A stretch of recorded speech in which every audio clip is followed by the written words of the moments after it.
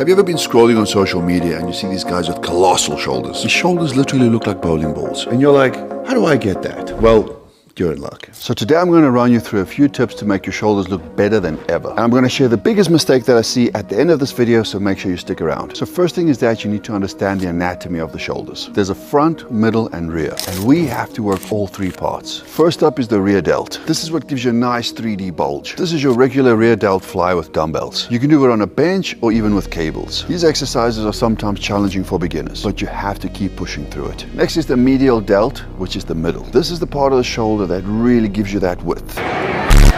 The most go-to exercise is the side lateral. I like to do these with dumbbells and seated so that I can control the weight. Keep your elbows a little bit bent and you don't want to go too high or too low. And also you can keep these exciting by doing them on the cables. And sometimes to up the pressure on these, I'll even do as many as 6 sets per workout. Third is the front delts. A lot of people argue that you don't need to work these because there's a lot of pressure put on them doing chest exercises or press movements. But there's no harm in doing them anyway. So 2 exercises, one being the front raise and the second being a compound movement. But what is a compound movement? It's an exercise that uses several muscles to perform the movement. So this exercise is the overhead shoulder press. So this press is going to use your front and middle delt, as well as your triceps and a bit of chest. You can do this with a dumbbell, barbell, or machine. And if you're just starting out, use the machine. And for the biggest mistake I see beginners make is that some beginners neglect their rear delts. Until a year or 2 down the line, they figure out that they need to do them. And then it's a game of catch up. And they're really missing out on those 3D shoulders. If you feel the shoulders are lacking and they need more work, you can do them 2 times a week. Just make sure that you're allowing for good recovery. Thank you so much for watching. I'll see you guys next time.